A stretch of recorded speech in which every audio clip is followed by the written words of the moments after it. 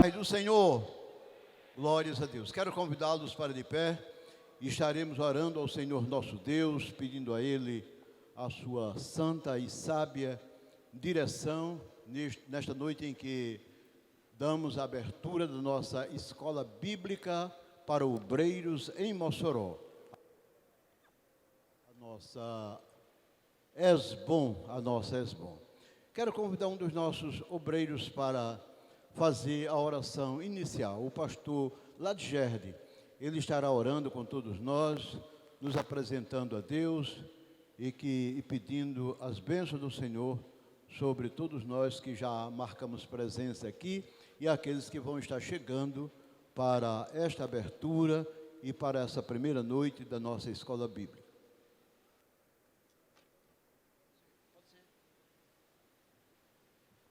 Glória a Deus. A paz do Senhor, meus irmãos. Vamos orar. Senhor, nosso Deus e Pai, te louvamos, meu Senhor, te rendemos graças. Muito obrigado, meu Deus, pela liberdade, meu Deus, a tua presença em nosso meio, por nos reunir, meu Senhor, neste momento aqui em tua casa, onde viemos, meu Senhor, para aprender, meu Deus, da tua palavra. Nos ensina, meu Senhor, para que venhamos melhor te servir, melhor te adorar, Senhor, que tudo seja para a tua glória.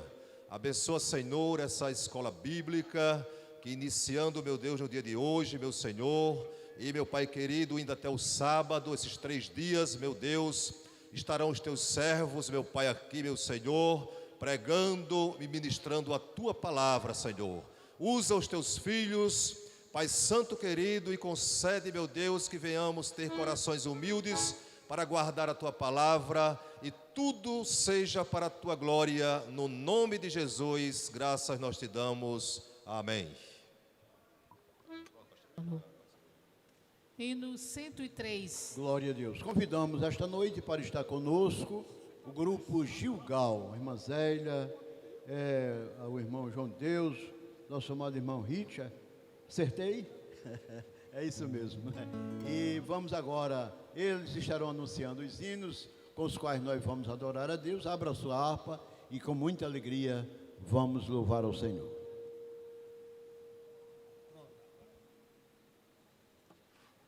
Cento e três.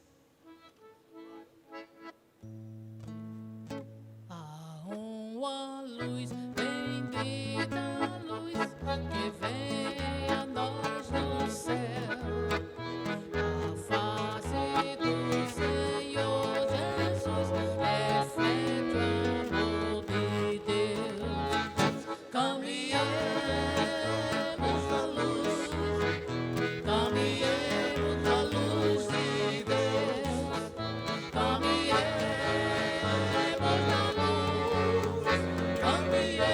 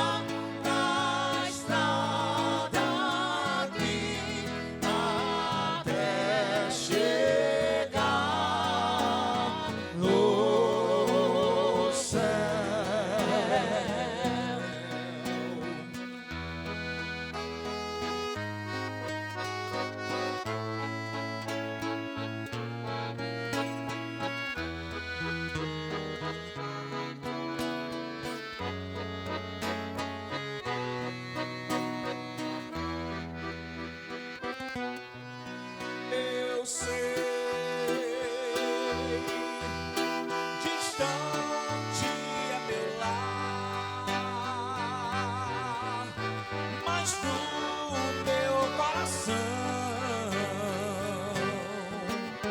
A fé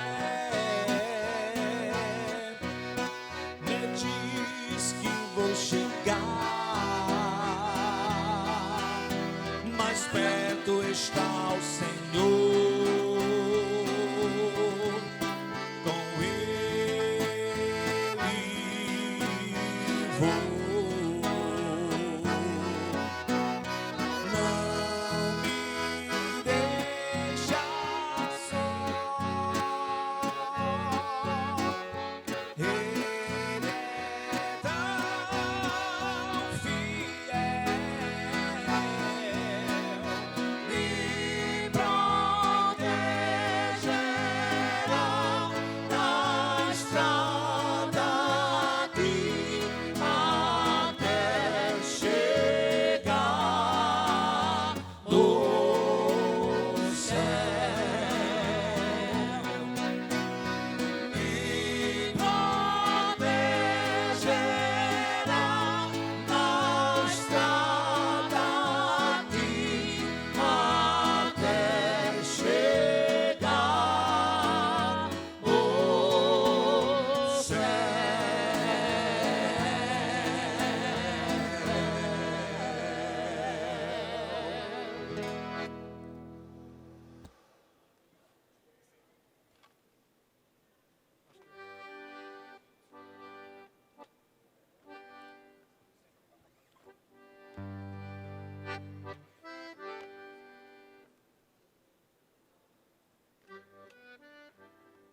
Aperte e segure.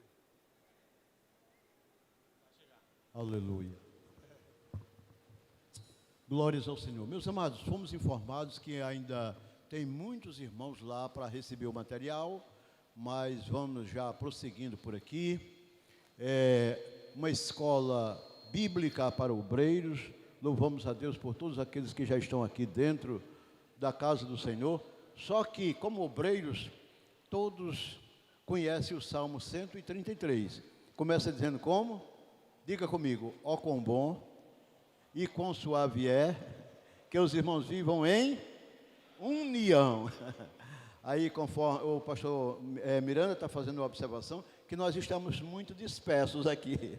Então, convidamos para aqueles que estão mais distantes. Aqueles que estão mais distantes, se estão nos ouvindo, levante a mão, acene assim, olhe, estão sendo convidados para estarem mais aqui na frente. Tem muitas cadeiras aqui e vamos mostrar mesmo que nós vivemos o Salmo 133. Queremos estar unidos. Irmãos que estão chegando, podem ocupar essas bancadas primeiras aqui.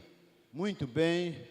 E ainda há muitos lá atrás, são convidados a estarem aqui mais próximos para interagir aqui com tudo que vai estar acontecendo. Glórias a Deus. Então, meus amados, feita esta observação, louvamos a Deus por esta noite e já passamos a direção deste trabalho ao nosso pastor Miranda, porque queremos dar todo um tempo, um tempo muito especial, evidentemente, para ouvirmos a exposição do estudo que será ministrado esta noite por ocasião da abertura da nossa escola bíblica. Pastor Miranda. Amada igreja, queridos irmãos, a paz do Senhor. É um privilégio para nós. Eu quero agradecer a Deus pela vida de todos os senhores e senhora presentes nesta noite. Agradeço a Deus, aos coordenadores de setores, aos dirigentes de congregações, o esforço, a dedicação, e estamos aqui com o intuito de aprender mais, melhorar conhecimento. Nunca é demais. Melhorar conhecimento é uma necessidade de todos nós, ainda que tenhamos muito tempo de crente, de auxiliar, de diácono, de presbítero, de evangelista e de pastor.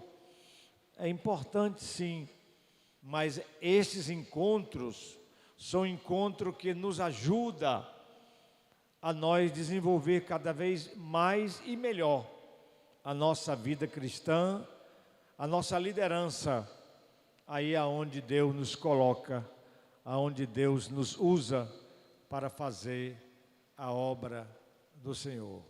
É muito importante. Eu quero, com muita alegria, apresentar aqui o pastor Bruno Rodrigues. Pastor Bruno Rodrigues, esse cidadão, é pastor da Assembleia de Deus na cidade de Currais Novos. Com ele está a sua esposa, a irmã Sara, aquela senhora que está ali. Eles estão... Quanto tempo já? 1 ano e a metade de outro, na cidade de Currais Novos. Currais Novos faz parte do cinturão da resistência do Rio Grande do Norte, a região do Siridó, é a região do Rio Grande do Norte, onde nós temos as menores igrejas do estado.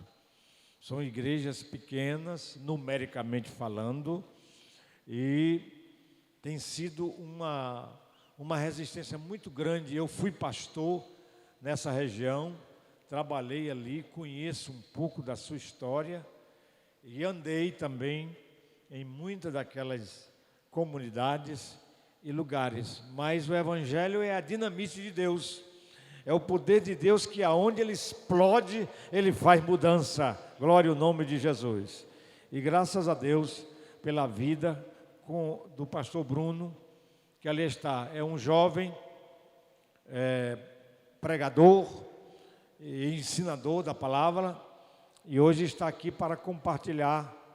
Deus tem dado a ele, além da sua capacidade teológica, tem também a sua capacidade secular, e ele é também formado em direito, pela graça, bondade e misericórdia do Senhor, e Deus tem ajudado. Com ele está o pastor Dejailton. Pastor Dejailton é pastor numa cidade bonita. Eu estive lá há alguns meses atrás, convivi um pouco com aquele povo. É numa serra, a serra de Lagoa Nova. A lagoa lá é sempre nova, não envelhece nunca. Mais de 700 metros acima do nível do mar, viu? Muito gostoso o clima. Depois do culto nós fomos lá no local, porque hoje tem venda no meio da rua, em todo lugar. Nós fomos atrás de espeto e arranjamos lá umas espetadas boas, graças a Deus, foi muito bom. Ficamos lá um bom tempo, pela graça de Deus. Além disso, tem um jovem obreiro que trabalha numa daquelas zonas rurais do campo de Currais Novos, o nosso irmão Túlio Galvão, viu? Túlio Galvão, nosso pastor, que está numa comunidade ali e fazendo o trabalho de Deus. Os irmãos querem receber a esses amados, bem-vindos no Senhor. Vamos dizer com muito prazer, com muita alegria: sejam bem-vindos. Deus abençoe e lhe use para nós essa noite. Logo mais, ele vai estar assumindo esse púlpito para realmente... eu não sei por que os irmãos têm dificuldade de cumprir a Bíblia. A Bíblia diz amar o próximo e vocês ficam tão longe, por quê? Vocês não aprenderam a amar o próximo, já sendo obreiro? Pelo amor de Deus, no meu tempo, eu não fui obreiro desobediente nem rebelde. E sinceramente, eu tenho ojeriza a quem é rebelde, a quem é desobediente. Eu, no lugar de vocês, estaria sentado nos primeiros lugares, porque vocês não vieram para sentar no primeiro lugar, mas vocês estão sendo convidados para ocuparem os lugares que estão vazios. Amém? Deus abençoe. Pastor Levi, da cidade de Paraú, com ele está o seu copastor, nosso Irmão Batista, graças a Deus. Hein? Marcos Henrique, perdão. Carlos Henrique. Deus lhe abençoe, irmão Carlos. Deus lhe ajude. A igreja quer recebê-los bem-vindos no Senhor. Vamos dizer, seja bem-vindo. Deus te abençoe, Deus ajude com muita graça a todos os senhores. Oh, quão bom e quão suave é que os irmãos vivem em desunião. É como quem? É como aqueles que estão rebeldes, fazendo confusão. Para mim também é ruim demais receber estes irmãos, porque não tenho oportunidade de apertar a sua mão. Para mim também é ruim demais e receber esse tipo de irmão, porque não posso apertar a sua mão e lhe dizer: Jesus te ama e eu também. Deus abençoe, Deus ajude. Nós vamos ouvir o pastor Bruno trazer a sua saudação e a palavra que Deus colocou no seu coração. Pastor Bruno vai ler o texto referente à mensagem que ele vai pregar, e aí será o texto básico da nossa leitura oficial.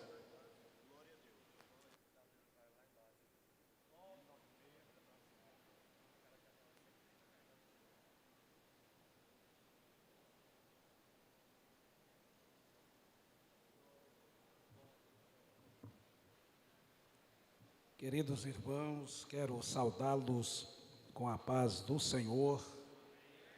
Permitam-me pedir para estarem de pé, a fim de lermos o texto sagrado na segunda carta do apóstolo Paulo aos Coríntios, capítulo de número 5. Segunda carta de Paulo aos Coríntios,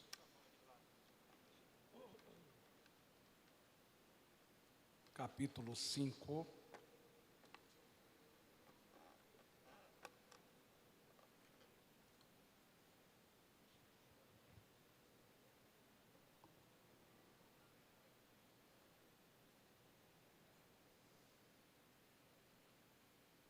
A partir do versículo 11, que assim nos diz: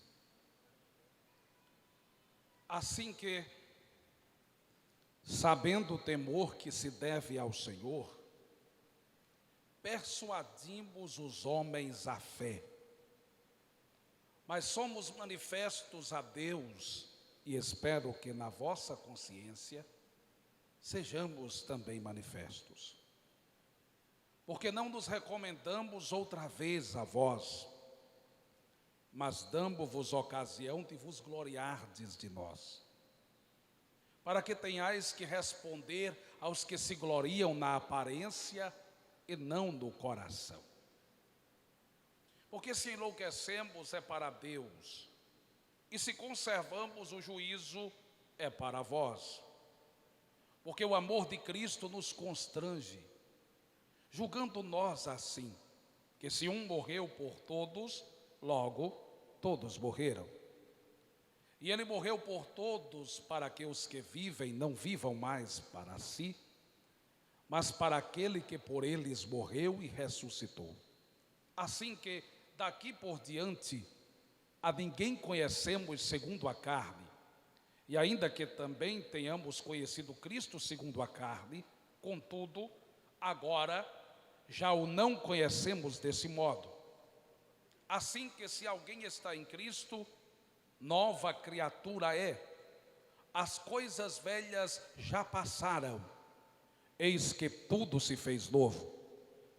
E tudo isso provém de Deus, que nos reconciliou consigo mesmo por Jesus Cristo e nos deu o ministério da reconciliação. Isto é, Deus estava em Cristo reconciliando consigo o mundo, não lhes imputando os seus pecados, e pôs em nós a palavra da reconciliação.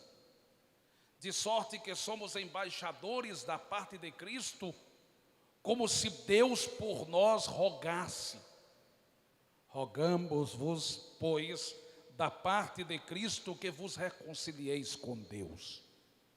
Aquele que não conheceu pecado, o fez pecado por nós, para que nele fôssemos feitos justiça de Deus. Amém. Vamos orar ao Senhor. Pai querido e santo, te agradecemos por tua palavra, que é fiel e verdadeira. Te louvamos pela vida dos teus filhos que aqui se reúnem neste grande templo, com o propósito de te honrar e de serem aperfeiçoados pela palavra para a boa obra e o bom serviço do ministério cristão. Te louvo pela vida do pastor desta igreja, o pastor Miranda, e toda a liderança que o Senhor tem erguido neste tempo para fazer a diferença neste lugar. Seja conosco, Senhor, derramando sobre nós de maneira constante, contínua, a tua doutrina como chuva neste lugar. Pai, em nome de Jesus, que sejamos edificados, transformados pela palavra, em nome de Jesus. Amém. Graças a Deus. Antes de qualquer coisa, quero manifestar a Deus a minha gratidão pelo privilégio de estar aqui, de poder mais uma vez ministrar nesta cidade e pela primeira vez em um evento específico para obreiros do Senhor. Agradeço ao pastor Miranda. Pastor Miranda gentilmente nos dar esta oportunidade de ministrar, de trazer o ensino das Escrituras, mas a verdade é que nós aprendemos com ele, desde quando ele está a falar até quando está em silêncio. Pastor Miranda é uma referência para todos nós, e nós honramos o seu histórico, a sua história, a sua vida e a sua entrega a esta obra na cidade de Mossoró. Agradeço a Deus e também dirijo-me aos irmãos que entraram em contato conosco, especificamente ao pastor Márcio, que Deus abençoe a sua vida abundantemente. Dito isto, apenas rogo as vossas orações, porque necessitamos da ajuda de Deus em tudo e para todas as coisas.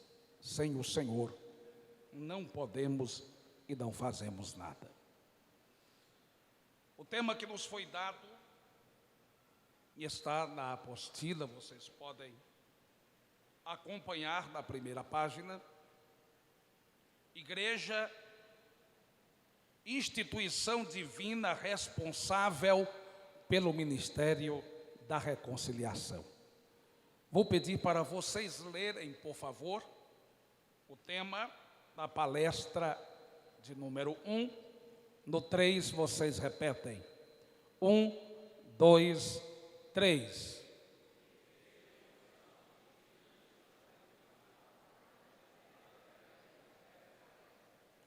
Pode ficar ainda melhor. Vamos lá. Igreja.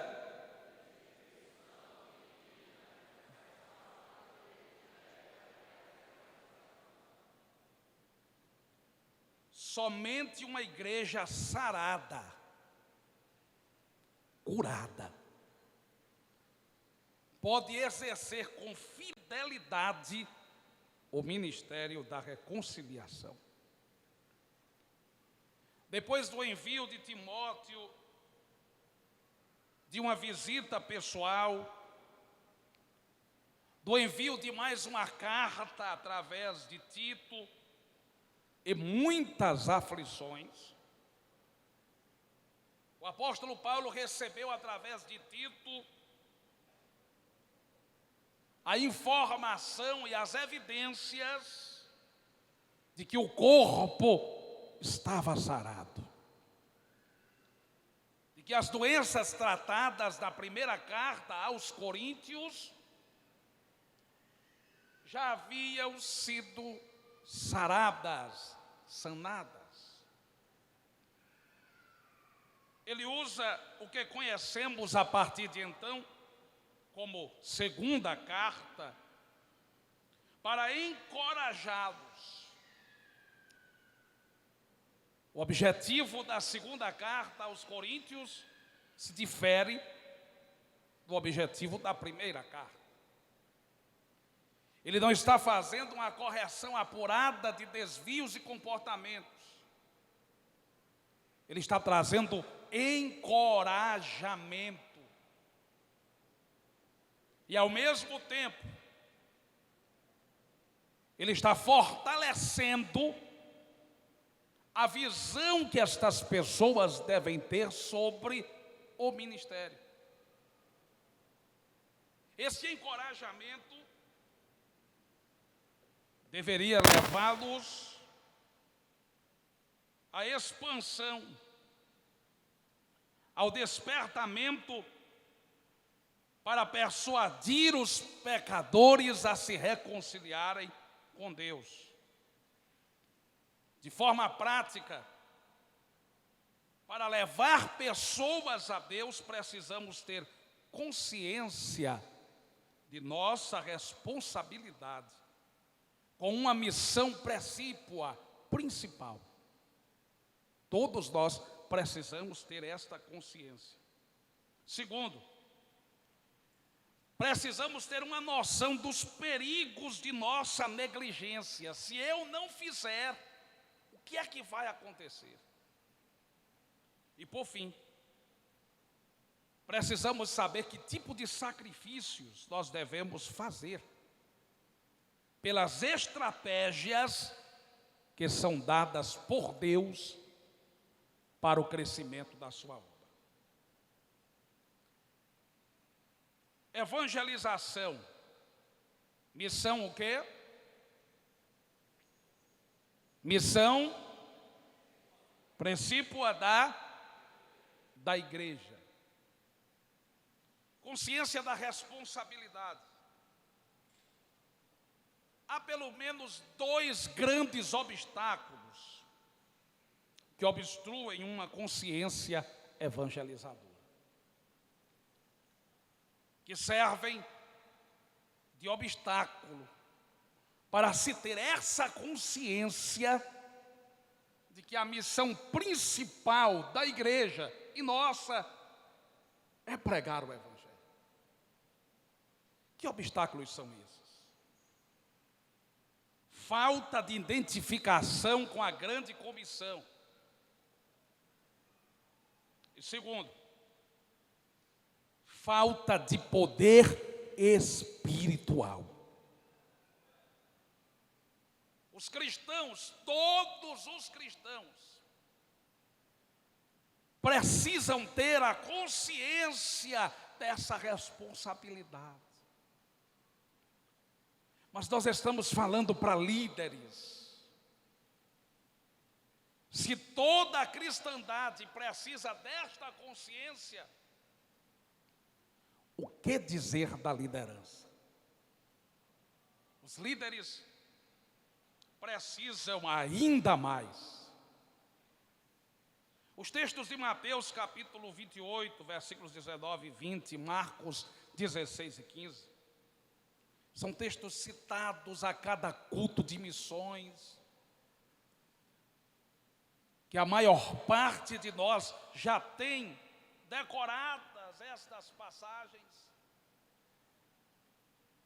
São fundamentos da nossa comissão, do nosso chamado para o ministério da reconciliação, para a tarefa da evangelização. Neles nós temos a ciência de quem nos chamou. Quem chamou você foi Deus. Você foi chamado por Deus. Aleluia. Nós temos também a ciência de forma clara do que nos foi dado a fazer. Uma das coisas que mais trazem problemas, o que mais traz problemas,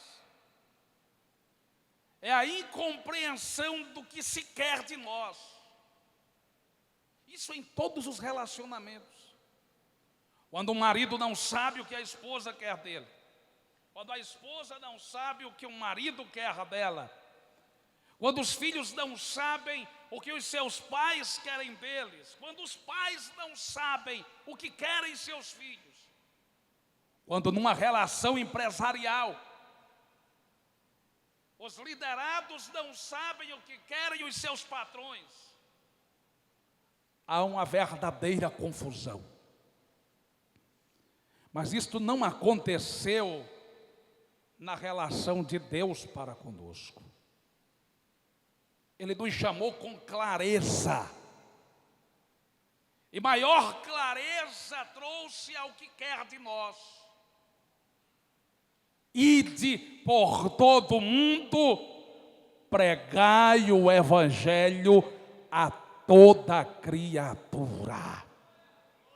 Quem crer e for batizado será salvo, quem não crer será condenado. Maior clareza impossível. Você e eu sabemos o que o nosso Senhor quer de nós. Mas vejamos, no livro dos Atos dos Apóstolos, o Senhor Jesus especificou ainda mais esta missão. Quando Ele prometeu poder para testemunhar, Ele disse: ser-me-eis testemunhas em Jerusalém, na Judéia, Samaria e até aos confins da terra. Mas para isso, nós recebemos a virtude, o poder do Espírito Santo. Dom Richardson, na obra O Fator Melquisedeque, o testemunho de Deus das culturas através do mundo, se referindo à descida do Espírito Santo, ele diz: vista do contexto do ministério de Jesus e seus planos perfeitamente articulados para o mundo inteiro, a concessão dessa explosão milagrosa de línguas gentias só poderia ter um único alvo principal: destacar nitidamente que o poder do Espírito Santo era e é concedido com um propósito específico da evangelização de todos os povos. Qualquer tentativa de tirar proveito do poder do Espírito Santo para o prazer ou engrandecimento pessoal do indivíduo, ou buscar milagres como fins em si mesmos, deve parecer a Deus como uma interpretação errada do seu objetivo. Isso quer dizer a descida do Espírito Santo, a evidência inicial de línguas gentílicas, línguas das nações ali representadas, tinha um objetivo: E o objetivo está relacionado diretamente à evangelização. A missão para com os povos da terra. Qualquer distorção disto, para o uso deste poder, apenas com o fim da busca por milagres, ou mesmo para alcançar algum tipo de vantagem pessoal, é, no mínimo, uma interpretação errada do objetivo deste extraordinário poder concedido à igreja. Com isso quero dizer que não apenas temos um chamado, nem apenas a clareza do que se deve fazer,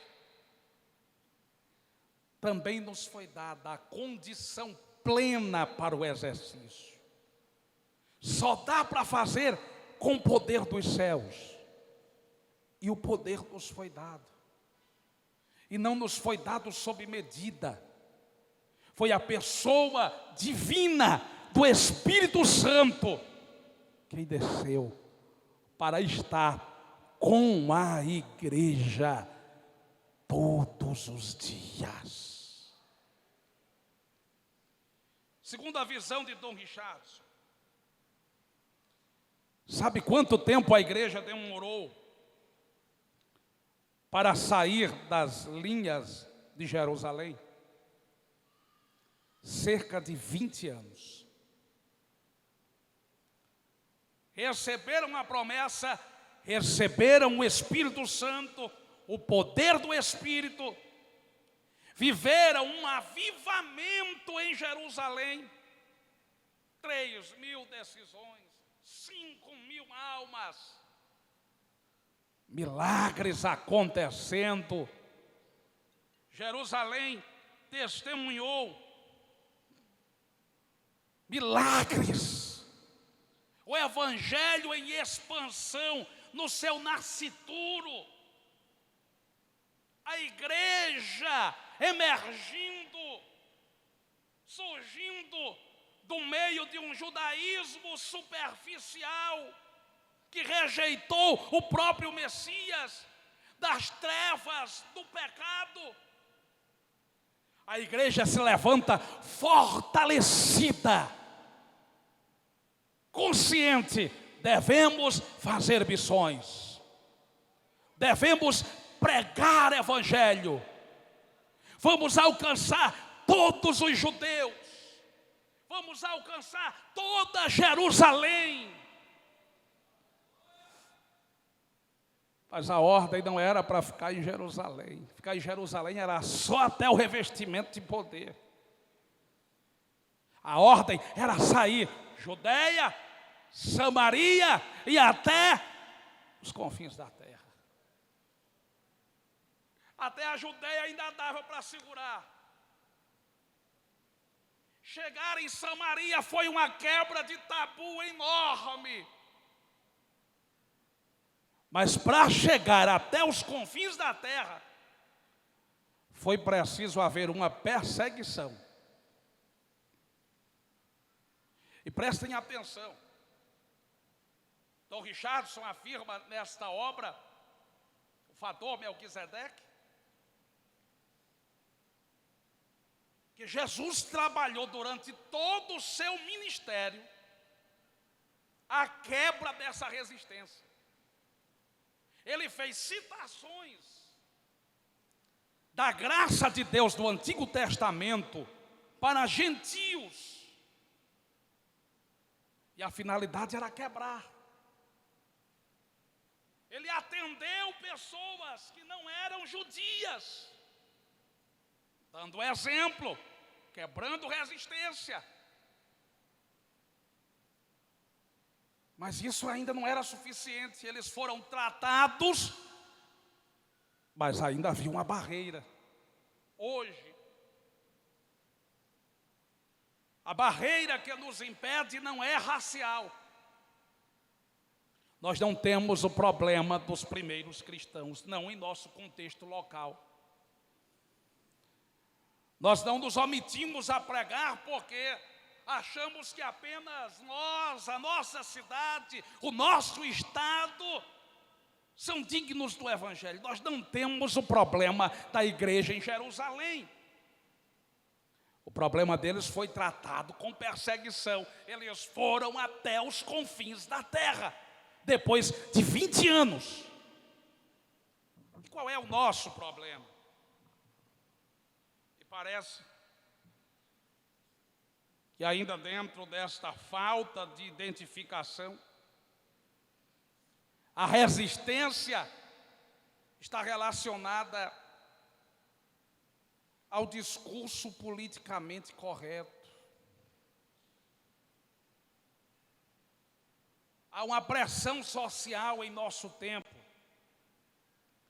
para tornar a mensagem cristã cada vez mais inconveniente. É como se estivéssemos sendo fechados por todas as partes, para que aquilo que nós falamos, pastor Wendel, seja tido como inferior, pequeno, menor. E alguns de nós vão cedendo a essa pressão e vão se calando, vão deixando de testemunhar. É sobre a prontidão para pregar em tempos como os nossos que Paulo admoesta Timóteo, na segunda carta de Paulo a Timóteo, capítulo 4, versículo 2. Paulo diz que ele deve pregar a tempo e fora de tempo. Ao dizer isso, o apóstolo dos gentios não está instando este jovem obreiro a ser um tagarela, a se tornar inconveniente falando em todo o tempo. Não, não é isso. Então, do que se trata? Timóteo não deveria ter vergonha de falar as boas novas, mesmo quando as pessoas julgassem o discurso bíblico inconveniente. Além dos fatores externos dessa pressão, ao pregar o Evangelho hoje, temos alguém dizendo: o discurso é machista. Nós temos camadas sociais dizendo: é homofóbica essa pregação, é discurso de ódio. Nós temos alguém dizendo: isso aqui é religião, então está num patamar abaixo do discurso onde filosofia é bem-vinda, sociologia é bem-vinda, qualquer opinião, menos cristã. Além disso, há fatores internos. E estes fatores causam problemas, minam as forças. E nós podemos citar dentre eles a cultura do entretenimento. Vejam que externamente há pressão para que o nosso discurso seja inconveniente. Internamente há uma distorção do que nos traz prazer. E a cultura do entretenimento desenvolve-se desde o uso exagerado do tempo em redes sociais, até a dependência de filmes, séries, qualquer coisa que perigosamente nos leve a uma realidade paralela por tempo demasiado.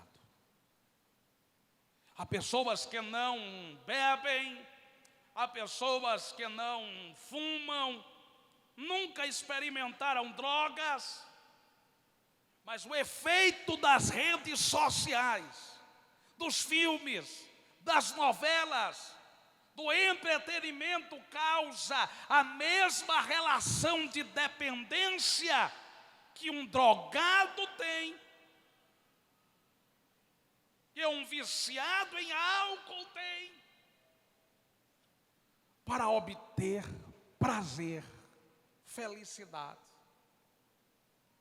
E isso vai minando as forças para podermos dar testemunho de Cristo.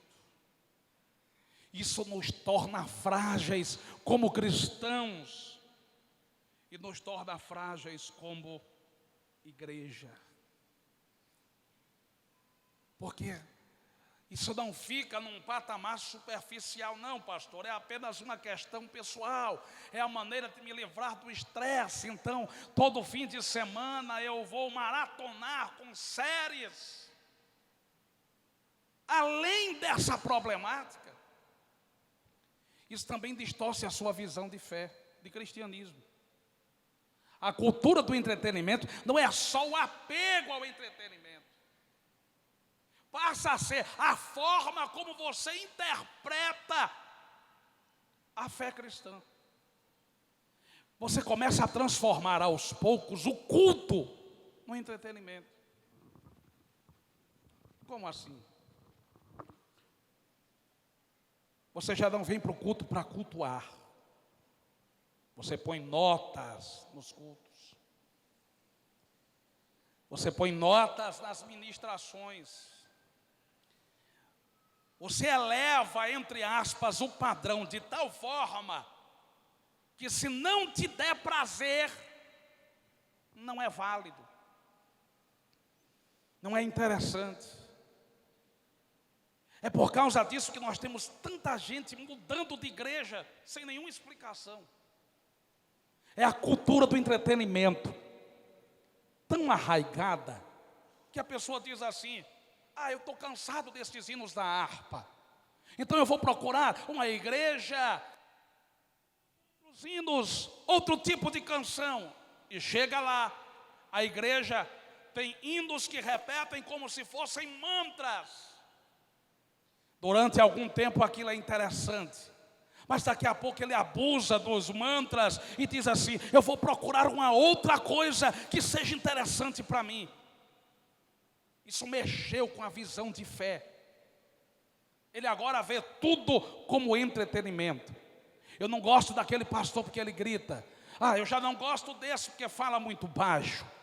Eu não gosto de fulano porque já é idoso, então eu vou procurar uma igreja que tem alguém muito jovem. Não, mas eu não gosto porque a pessoa não tem experiência. E aos poucos, você vai vendo uma geração inteira se perder. Porque ela é tão frágil quanto o entretenimento que assiste. Mas percebam que apesar desta pressão interna que mina a existência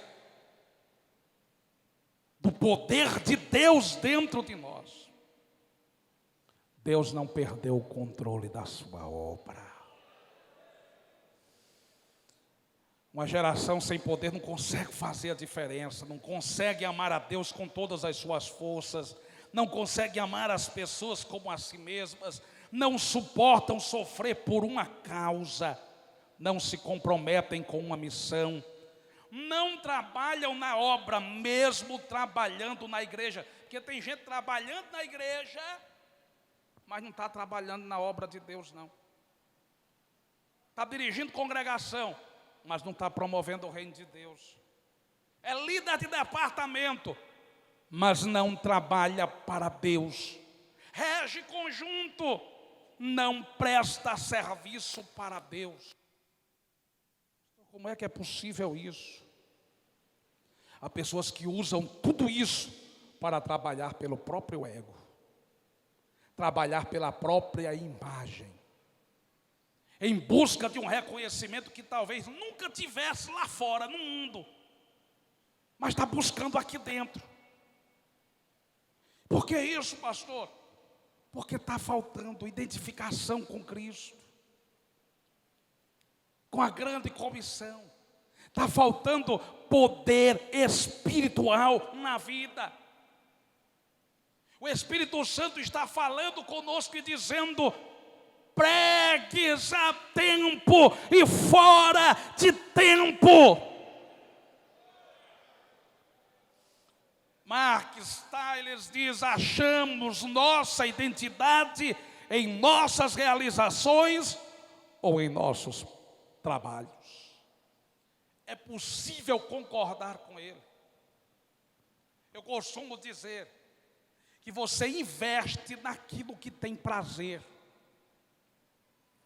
Lá fora, um maluco qualquer investe rios de dinheiro em um clube de futebol.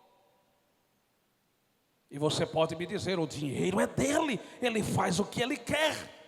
E eu acrescento: é dele, ele faz o que quer e investe do que ele gosta. Há pessoas que gastam dinheiro com o jogo do bicho, que investem até em briga de galo, de pássaros, de canários, em cavalos. É porque gosta disso. Você ama a obra de Deus, meu irmão? Você ama a obra de Deus? Até que ponto você está disposto a investir nela? Se nós investimos naquilo que temos prazer, precisamos começar a repensar isso. Se eu entendo que o reino de Deus está acima de todas estas coisas supérfluas que os homens e mulheres do mundo investem, então eu vou investir na causa que eu tenho prazer. Eu tenho prazer em transformação de vidas, em libertação de oprimidos. Eu tenho prazer em ver famílias transformadas. Eu tenho prazer em ver pessoas transformadas pelo poder do Evangelho. Então é nisso que eu tenho que investir. Porque nossos trabalhos, nossas realizações revelam aquilo com que nos identificamos. Jesus seguiu esse modelo, investiu tudo de si na obra de Deus. Não apenas porque acreditava, mas porque ele fez disso o seu prazer. Ele disse que tinha uma comida para comer, e esta era realizar a obra de Deus e a vontade daquele que o enviou. Vejamos ainda, na segunda carta aos Coríntios, o apóstolo Paulo demonstra a consciência de sua tarefa, mostrando o ministério como um serviço triunfante sobre muitas tribulações, nos capítulos 1 e 2. Página 2, glorioso no capítulo 3, sincero no capítulo 4, confiante no capítulo 5, amoroso nos capítulos 6 e 7. E essa exposição que ele faz na segunda carta aos Coríntios é para mostrar que um ministério é algo sublime. Acompanhe o meu raciocínio. Está faltando identificação. Por quê? Porque há o fator resistência, em nosso caso, para não ficar mal na fita, para não ser mal visto por causa do discurso politicamente correto. Segundo, porque existe uma intimidação externa. Mostramos que há também falta de poder. E falta de poder porque a cultura do entretenimento entrou em nosso meio e vem minando as forças dos cristãos e mudando a sua maneira de ver a obra de Deus.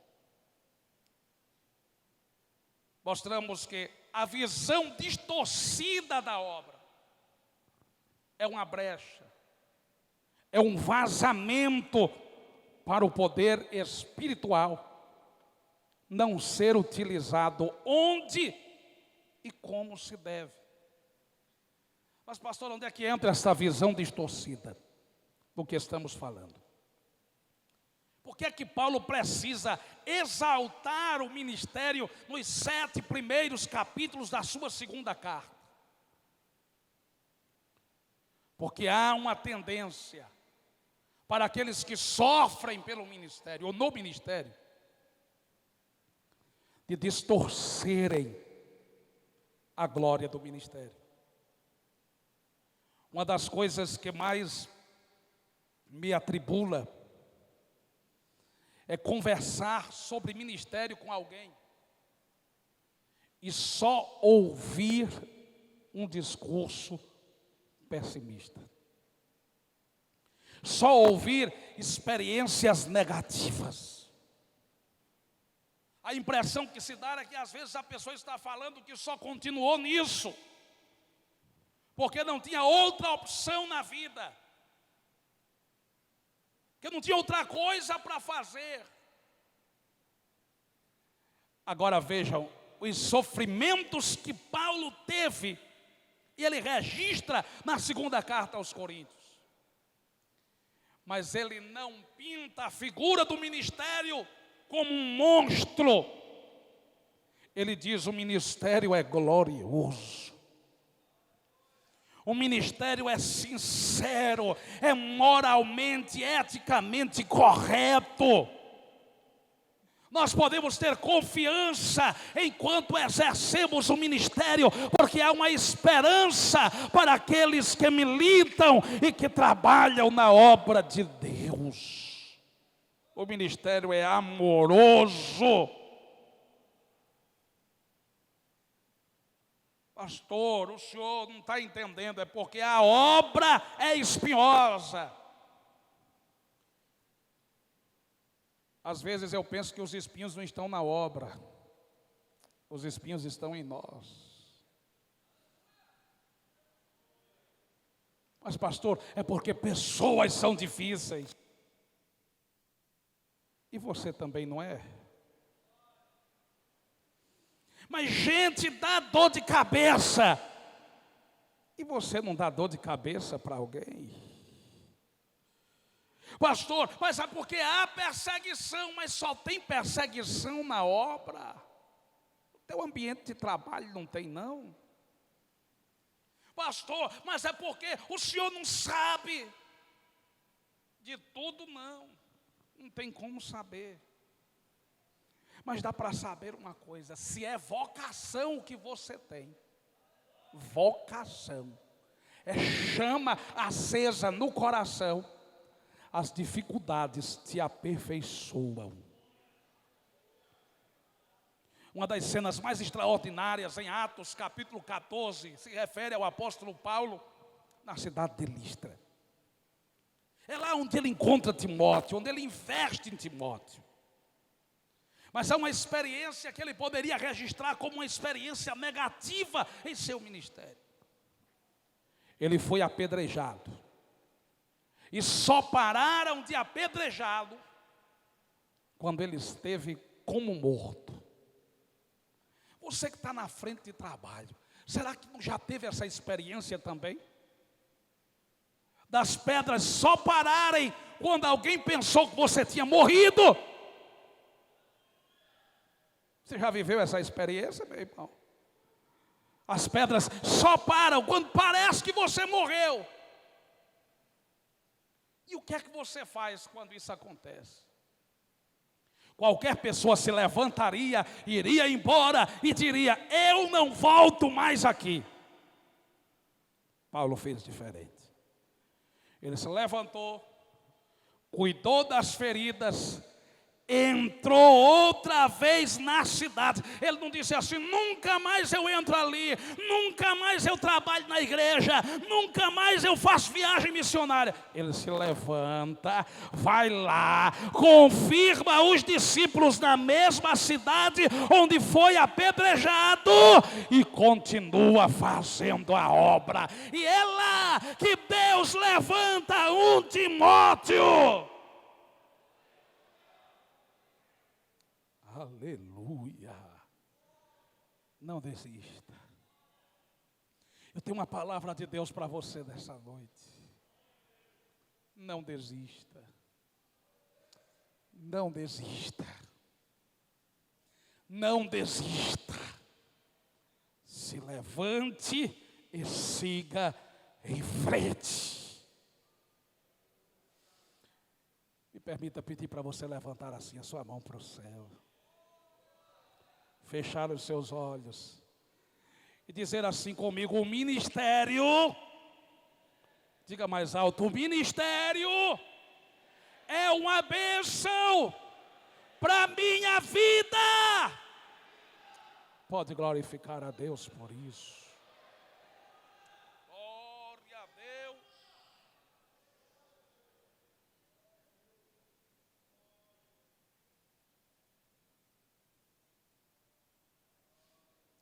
Depois de tudo isso, ele mostra uma construção lógica e compreendendo o caráter do ministério. É possível se comprometer com sinceridade no temor que se deve ao Senhor. E por causa desse temor, desse respeito a Deus, é que se persuade homens à fé. Ou seja, você vai à procura de outras pessoas para a reconciliação com Deus. Uma igreja que não leva a sério sua missão evangelizadora pode estar vivendo uma fé sem temor a Deus, realizando um trabalho para si mesmo, não para Deus. Por último, além da distorção dessa visão sobre a obra ser um vazamento espiritual para a inexistência de poder, há ainda a distorção das nossas armas. Porque se você não sabe que tipo de guerra você está lutando, se você não tem consciência do tipo de influência que você deve exercer, influência espiritual, há o risco de você cair nas armadilhas do marxismo teológico, de você minimizar a doutrina do pecado e começar a confundir as coisas. Preste bem atenção para não interpretar errado o que estamos falando. A ênfase não deve ser no meio, mas no conteúdo. É preciso a existência do meio. Eu estou me referindo a boas obras, à prática das boas obras, mas elas não são um fim. A igreja precisa investir no social, é claro que sim. E parabéns a esta igreja, a este pastor, pela visão e pelo investimento que fazem em várias áreas sociais. Mas não nos esqueçamos que isto não é um fim em si mesmo. É um instrumento para se alcançar o que é mais importante. E o que é que está acima de tudo? Pregação do Evangelho. É a maior obra social que a igreja faz. É por isso que Paulo diz a Timóteo: prega a palavra. Reavive o dom de Deus que há em você. A chama está aí. Você não precisa acender outro fogo. Você só precisa soprar. Soprar. E se deixar envolver. Quais são os perigos da negligência na evangelização? Página 3. Se a evangelização nos identifica com o Salvador e sua obra, não evangelizar nos leva a grandes perigos espirituais, a começar pela falta de identificação com Jesus. O cristão que não evangeliza, ele está em desarmonia com Cristo. Cristo está deixando de ser o seu modelo. Ele está se desapegando do verdadeiro cristianismo. Jesus é o motivo supremo e também a autoridade que nos manda pescar homens para Ele. Sendo o mestre por excelência e o exemplo na arte de fazê-lo, Cristo promete êxito na tarefa. E a sua própria presença conosco, para cumprirmos a condição, isso se cumprirmos a condição de o seguirmos. O autor da carta aos Hebreus, ele faz uma advertência. Ele diz que nós precisamos nos apegar com mais firmeza às coisas que temos ouvido,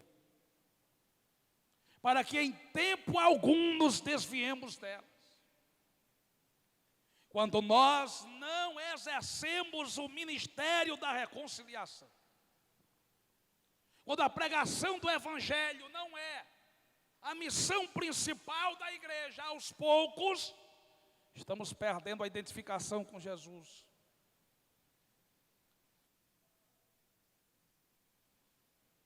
Nós estamos nos apegando cada vez menos às doutrinas cristãs.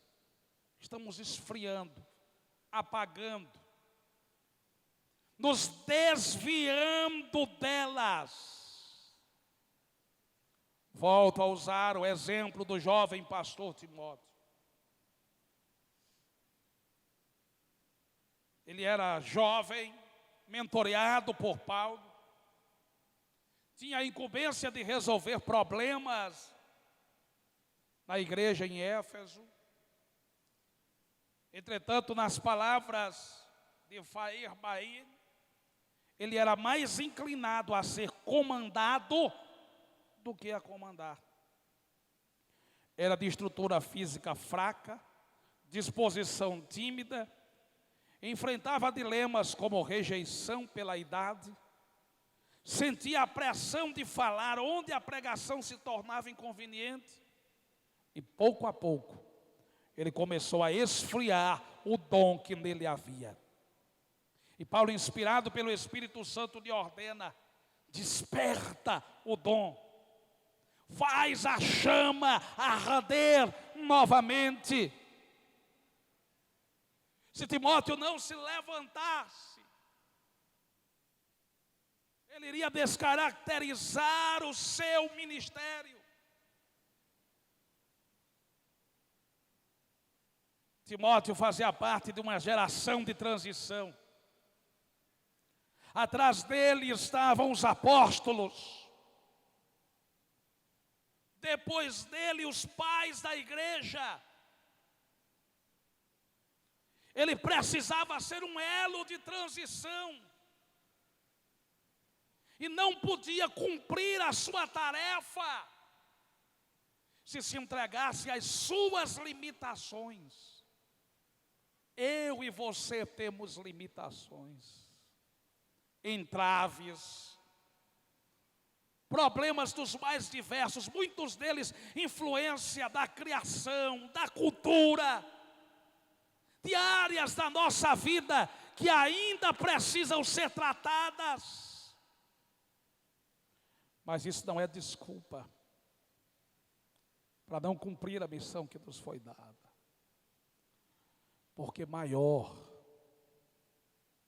vou repetir, maior é o que está conosco.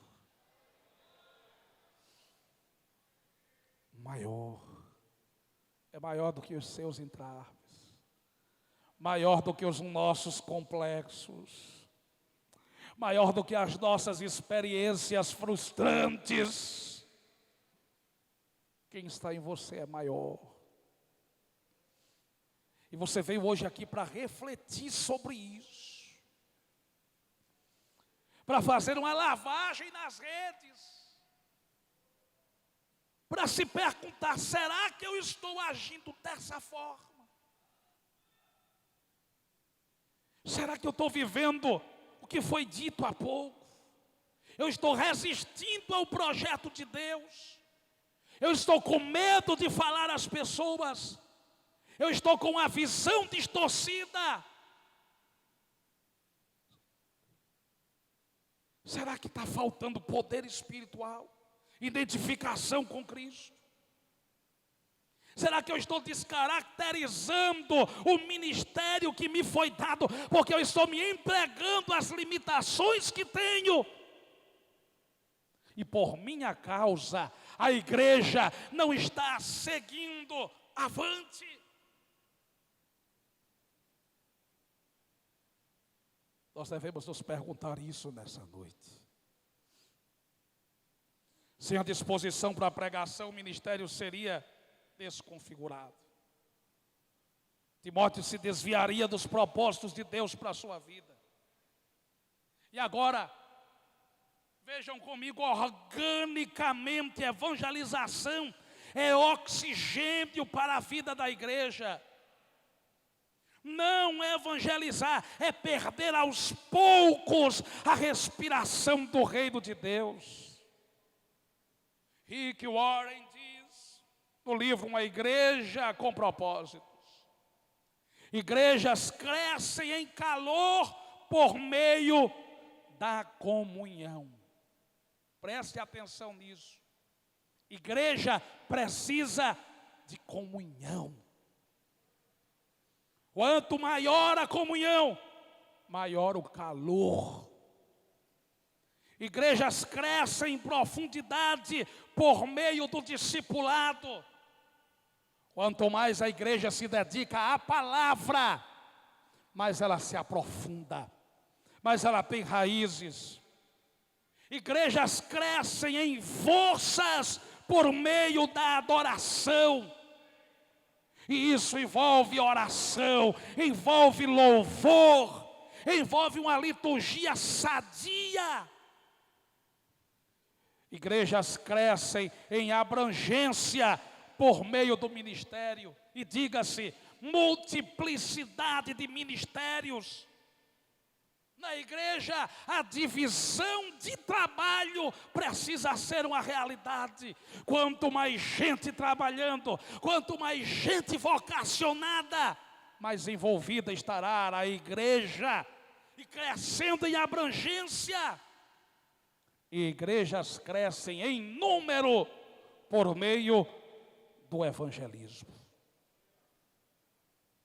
Alguém acha que Deus está querendo apenas um crescimento qualitativo?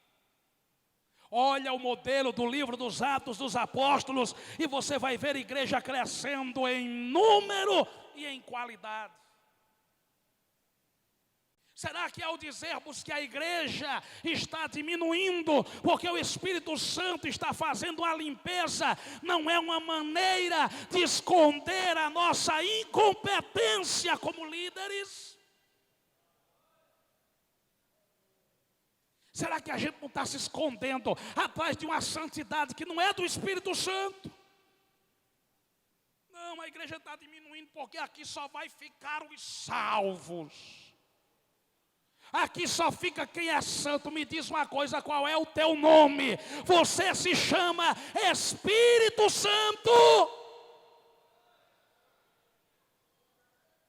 Se você não é o Espírito Santo, não é você que santifica a igreja. Quem santifica a igreja é o Espírito Santo de Deus. Você não tem direito de colocar ninguém para fora da igreja, meu filho, porque você não morreu por ninguém, para salvar ninguém.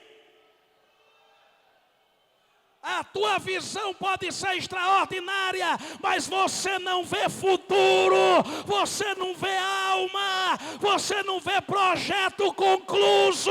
Essa visão quem tem é Deus. O desmantelado de hoje pode ser o obreiro cheio de Deus amanhã. A tua missão é desenvolver essa pessoa.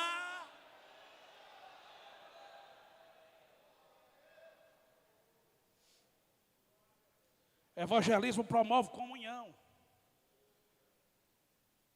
Cria-se às vezes uma visão antiquada. E muitas pessoas usam isso para não fazer. Elas dizem o seguinte: nós não evangelizamos porque não estamos preparados o suficiente. E começa a criticar quem sai para evangelizar, dizendo: esse povo está saindo, mas eu não vejo esse povo na consagração. Eu não estou vendo esse povo no ciclo de oração orando. Eu não estou vendo eles fazendo jejum. Então, olha, esse povo não está preparado para ir.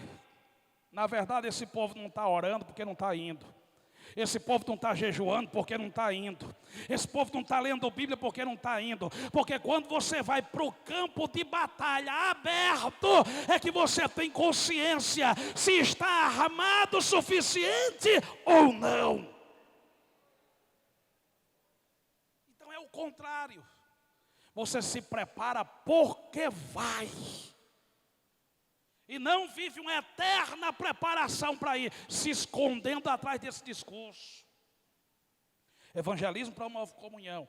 Evangelismo leva a oração, jejum, gera temor a Deus, gera busca de autoridade espiritual, leva a necessidade de conhecimento da palavra, porque as pessoas começam a te fazer perguntas, e você, quando percebe que não sabe o que tem, você vai estudar, você vai pesquisar. Uma igreja que para de evangelizar pode perder a condição de igreja e tornar-se apenas um ajuntamento social. A igreja em Éfeso recebeu uma mensagem do Senhor Jesus. Eles tinham trabalho, paciência, discernimento, prudência, zelo, mas eles foram cobrados por uma motivação: faltava o primeiro amor. Eles estavam andando no automático e precisavam se arrepender, voltar atrás, se converter, para não perderem a condição de igreja. É possível mencionar um risco causado pela negligência da evangelização. Quando Paulo escreve aos Romanos, ele diz: do zelo não sejam remissos. Romanos 12, 11, Paulo diz isso: não seja vagaroso no cuidado. Quer dizer, vagarosidade no cuidado. Se nós fôssemos transliterar da forma mais popular possível, era o mesmo que dizer: não seja preguiçoso com os negócios de Deus. Não seja preguiçoso com os negócios de Deus. Tem gente, irmão, me permita dizer isso, que é estranho você entender até o comportamento. Se é ele que tem a ideia, ele se esforça o máximo possível para dar certo. Mas se a ideia é de outra pessoa, mesmo que seja para promover o reino, nunca há disposição, porque não partiu dele. Pode ter até partido da liderança dele, do pastor dele, de alguém que tem a responsabilidade com as ideias estratégicas, mas como não foi ele que pensou, então não se compromete com absolutamente nada. Está trabalhando para o reino ou para a própria imagem? Tem gente que, quando ele é dirigente de congregação, ele tem tempo para evangelizar. Ele está no culto de terça, no culto de quinta, no culto de domingo. Tira ele da congregação e vê quando é que ele aparece na sede.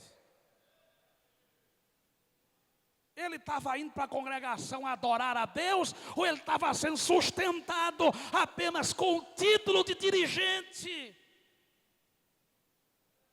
Gente que defende o princípio, respeita a autoridade enquanto ele é autoridade.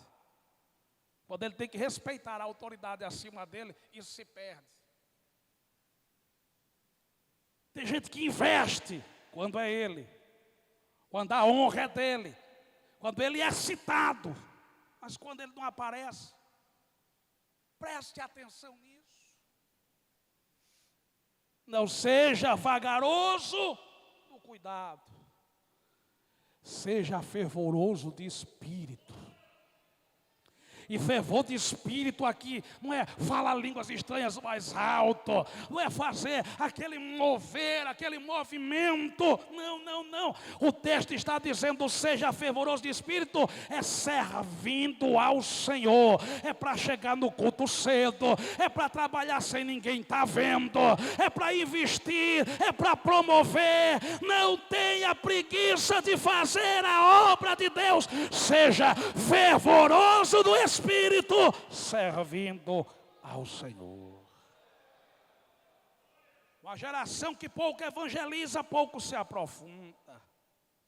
Uma geração que pouco evangeliza, há o risco de ter uma compreensão errada do evangelho. Não ensina, não prega, não aprofunda. Então vai perdendo, se descaracteriza, se desidentifica. E outras coisas começam a preencher isso. Outras teologias, teologia da prosperidade. Eu não tenho que pregar, eu não tenho que me santificar, eu não tenho que viver uma vida espiritual equilibrada à luz das Escrituras.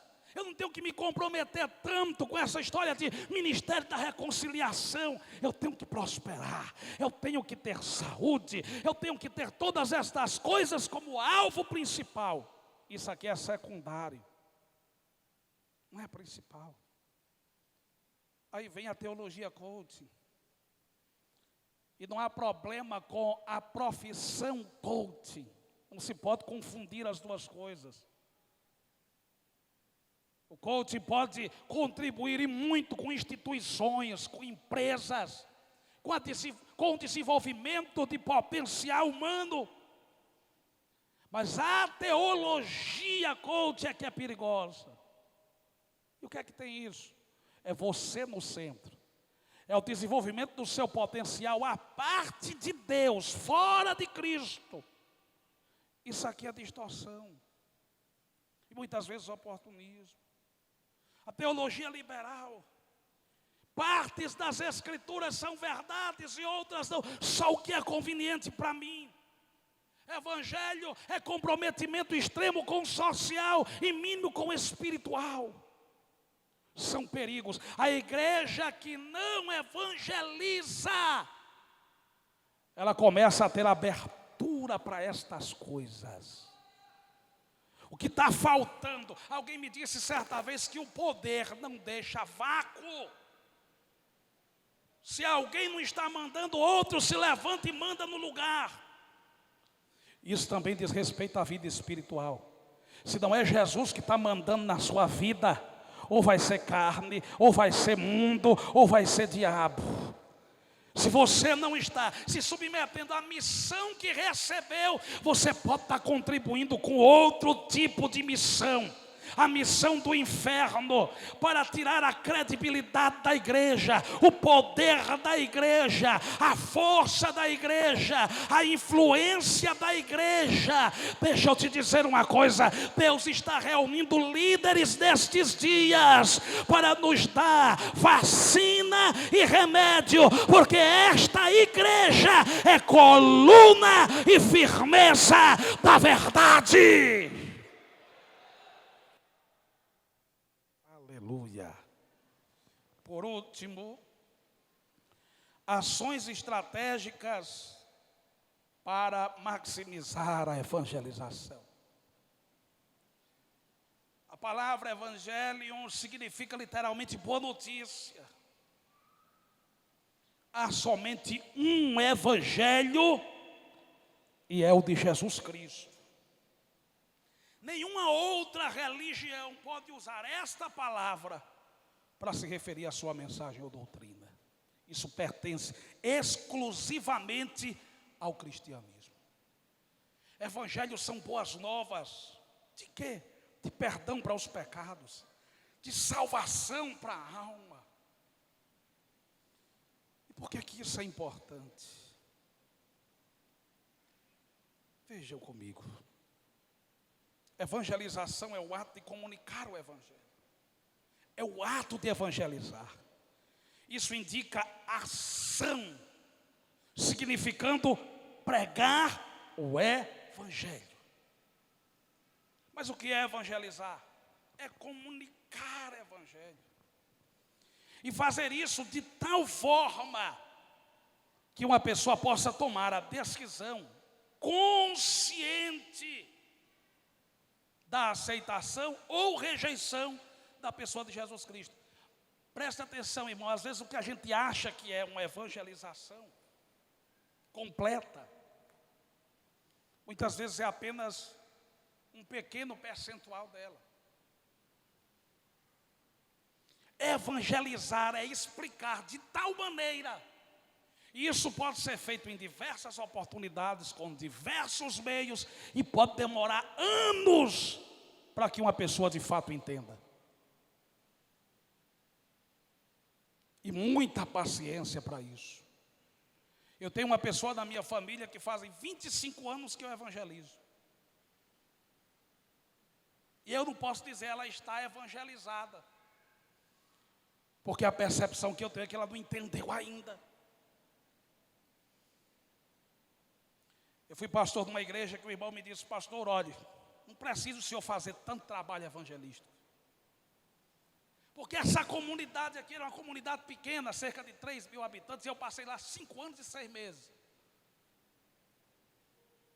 Com a minha esposa, irmã Sara, virado num traque, procurando estratégias das mais diversas para evangelizar. E o irmão ancião me disse: pastor, não precisa disso tudo não, porque, olha, aqui, vou dizer uma coisa ao senhor, esse povo tudinho já conhece a verdade. Esse povo tudinho já evangelizou, já foi evangelizado. Aí eu perguntei para ele: meu irmão, o senhor tem lavoura, não tem? Ele tinha um terreno, plantava. Ele disse: tenho, pastor Bruno. Me diga uma coisa, o senhor plantou quantas vezes dessa lavoura ao longo de tantos anos? Muitas vezes. O senhor se conforma em jogar a semente só uma vez e acabou-se? Não, enquanto tiver disponibilidade, né, da terra, enquanto a terra é produtiva, a gente tem que lançar a semente lá. E eu disse para ele: a lógica é a mesma. Enquanto a terra for produtiva, estamos lançando semente, pregando evangelho. A natureza da evangelização é a comunicação das boas novas. O propósito da evangelização é dar aos indivíduos e grupos uma oportunidade válida para aceitarem a Jesus Cristo. A meta da evangelização é persuadir homens e mulheres para que cheguem a ser discípulos de Jesus Cristo e sirvam a Ele da comunhão de sua igreja. Agora, como é que eu vou maximizar a evangelização? Eu já sei que é a missão principal da igreja. Eu já sei que não evangelizar traz doença para a igreja.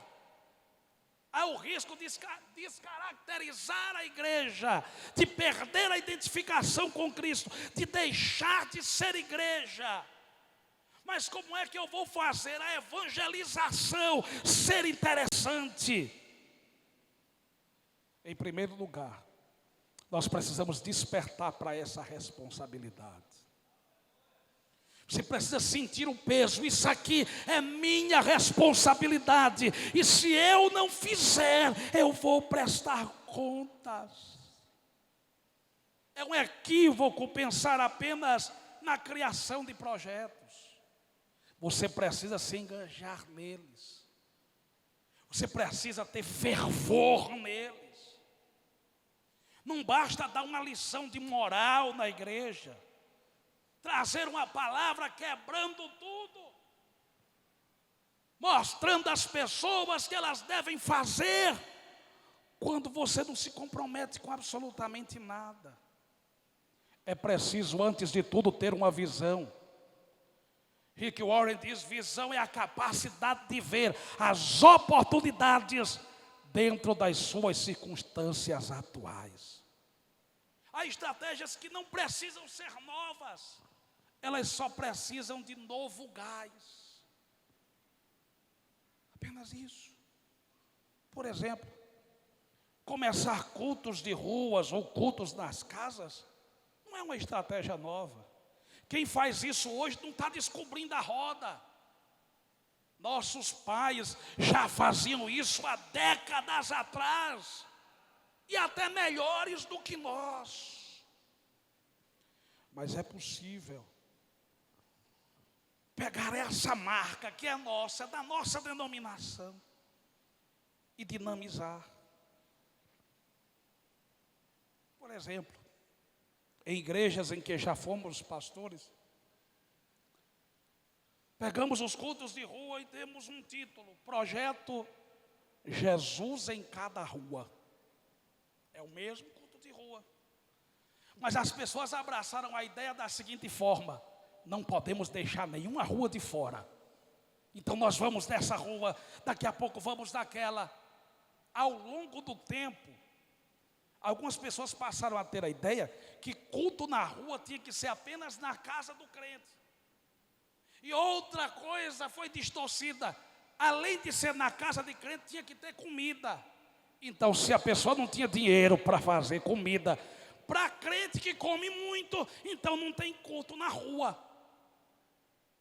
Nós perdemos a eficácia da estratégia, porque acrescentamos outras coisas. Aí você começa a tirar esses ruídos. Não precisa ter comida. Se o irmão tiver condição e quiser fazer, não tem problema, mas não há necessidade disso. Segundo, não precisa ser na casa do crente. A preferência é ser na casa de uma pessoa não evangélica. Isso dinamiza a evangelização.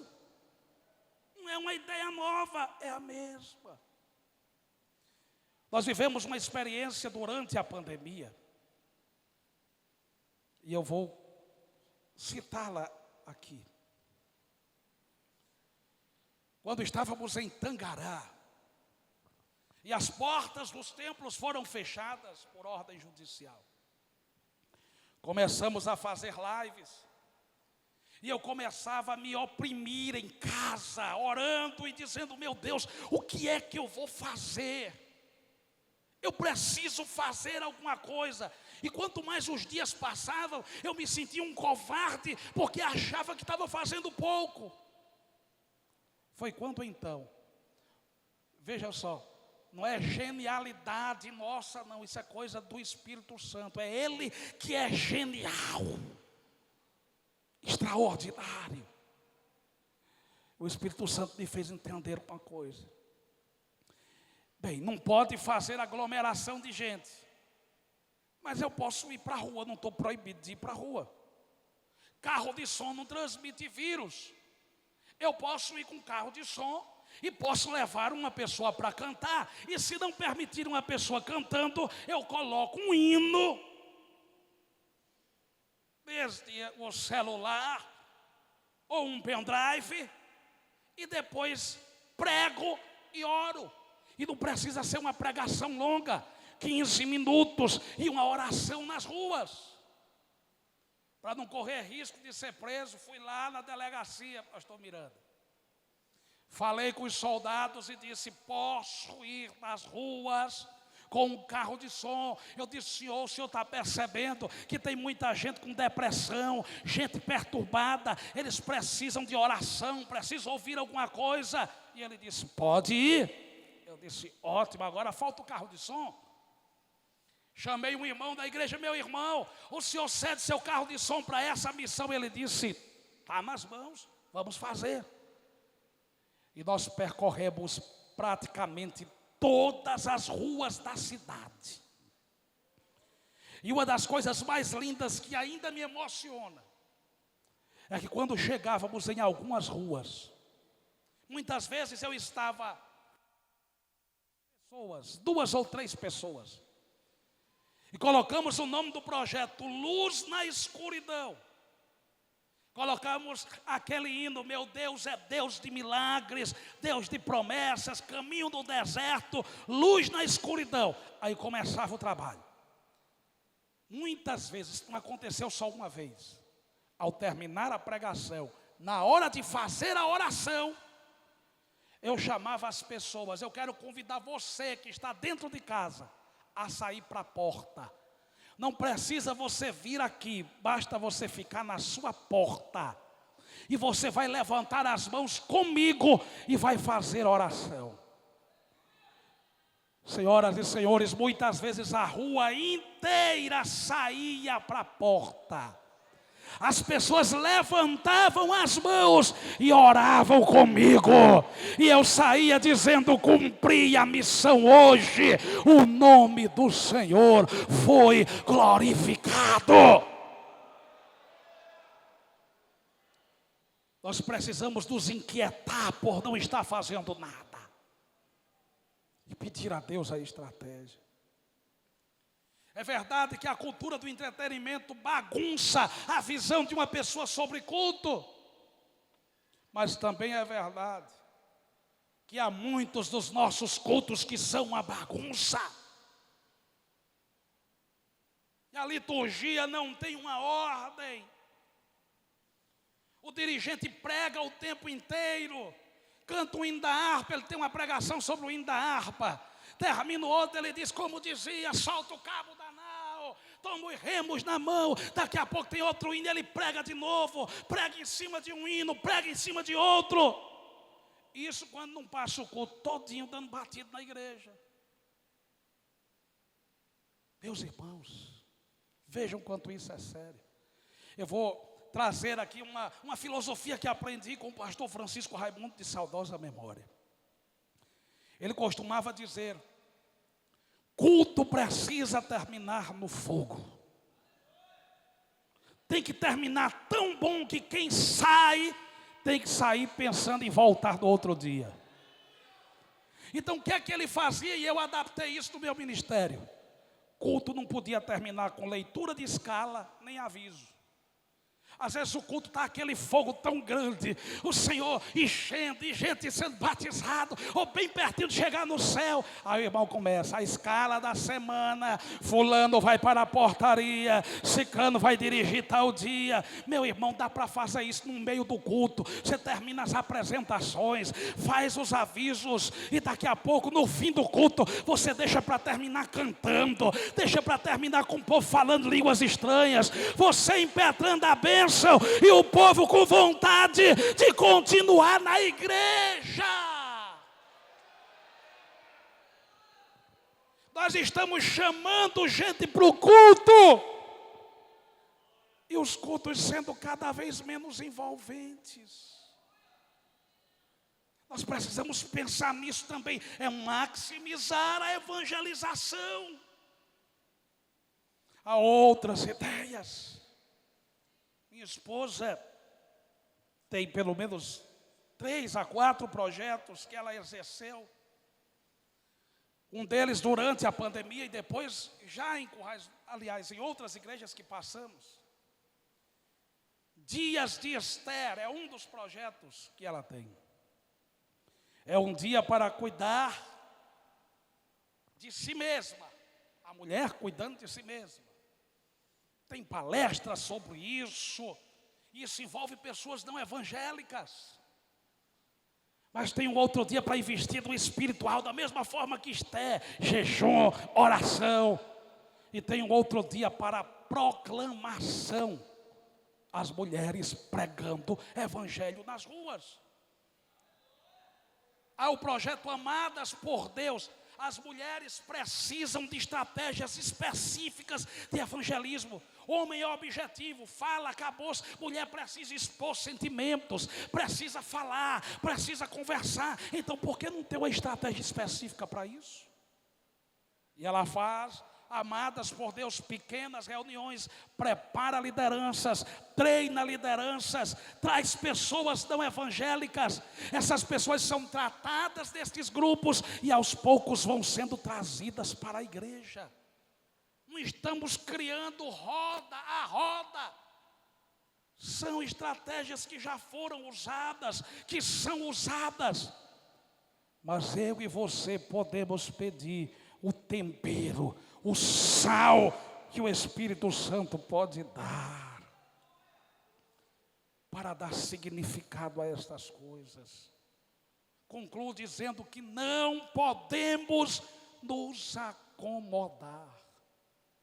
Deus tem uma estratégia específica para o lugar que você está, para onde Ele te colocou.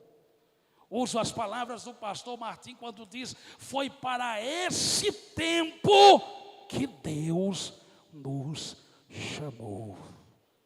Com a consciência despertada pela palavra, essa é a minha missão, é a missão principal da igreja. Com a prudência que nos leva aos devidos cuidados para não perder o que nos foi dado. Eu preciso estar identificado com Cristo. Eu preciso de poder espiritual. Eu preciso da visão certa da obra. Eu não posso me desviar, me afastar do que eu tenho recebido. Eu preciso que o dom de Deus seja avivado na minha vida. Sejamos uma liderança sarada. Vou repetir essa expressão, irmão. Sejamos uma liderança sarada. Sarada. Escute isso. Escute de pé, na verdade. Fique de pé, por favor. Aleluia.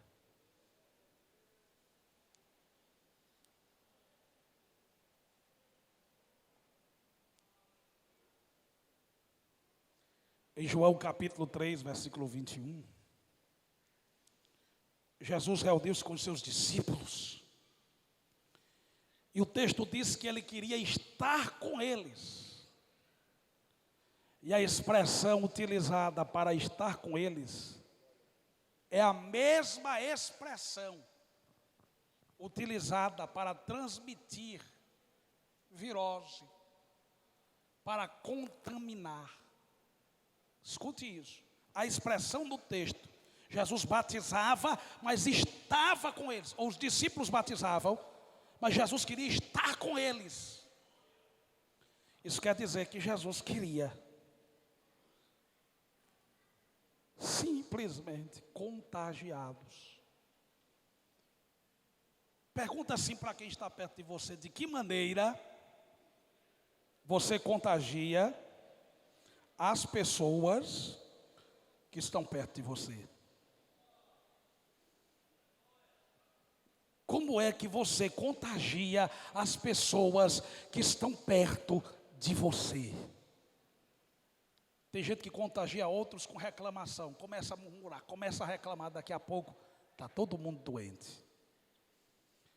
Mas há pessoas que contagiam com a fé. Há pessoas que contagiam com ânimo. Há pessoas que contagiam com a alegria. Há pessoas que contagiam com o poder do Espírito Santo. Que ao terminar esta escola bíblica você contagie a congregação, contagie o grupo que você lidera, contagie o conjunto, pastor Bruno, e é para contagiar com quê? É para contagiar com Cristo. Contagie, encha as pessoas de Cristo e nós vamos cumprir o ministério da reconciliação. Levante a sua mão direita para o céu. Feche os seus olhos. Abra o seu coração. E abra a sua boca para glorificar a Deus neste lugar. Pode glorificar a Deus. Você está sendo contagiado para contagiar outros. Jesus, seja contagiado por Jesus, seja cheio para influenciar outras pessoas. Liderança é influência, influencie, levante a igreja para evangelizar.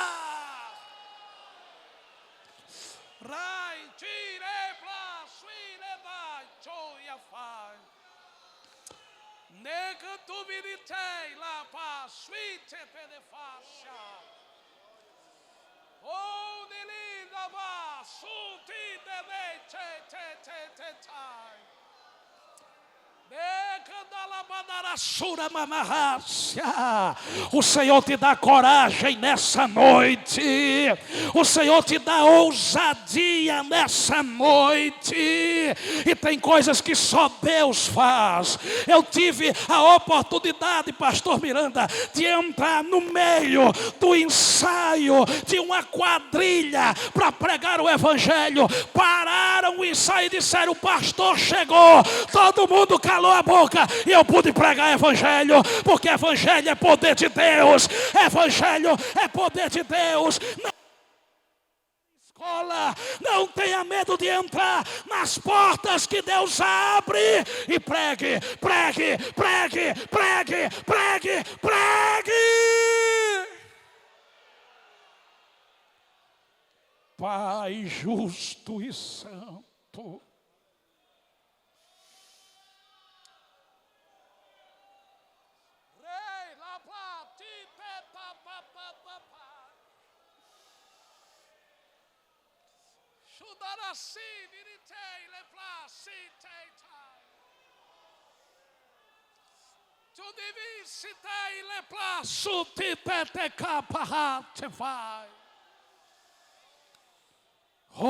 eu sei que esta igreja está viva, está saudável e tem a chama do Espírito Santo. Sopra. Então sopra, Senhor. Sopra, Senhor. Sopra, Senhor. Contagia-nos, Senhor. Enche-nos, Senhor. Dá-nos ousadia.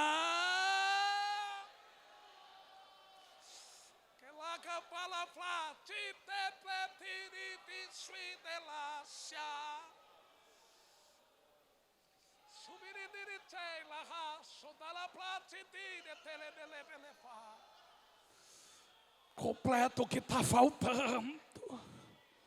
Tira o que precisa ser tirado. Põe o teu colírio nos nossos olhos. Quando ele fica parte de milagre, ele plerirá. Sanara para plata pata de que te milahafai. Oh, deliva lá se ne que nebriai a te para bahai. Em nome de Jesus. Em nome de Jesus.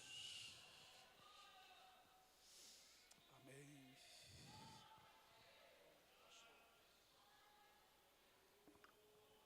Amém. Senta um pouquinho, meu querido irmão.